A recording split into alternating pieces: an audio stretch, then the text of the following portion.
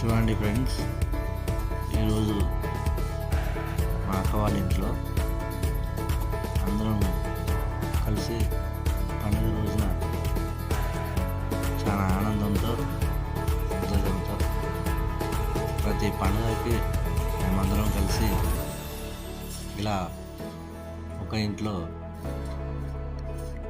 Celebrate చేసుకుంటాము. మాకు ఇలా చేసుకోవడం చాలా సంతోషంగా ఉంటుంది.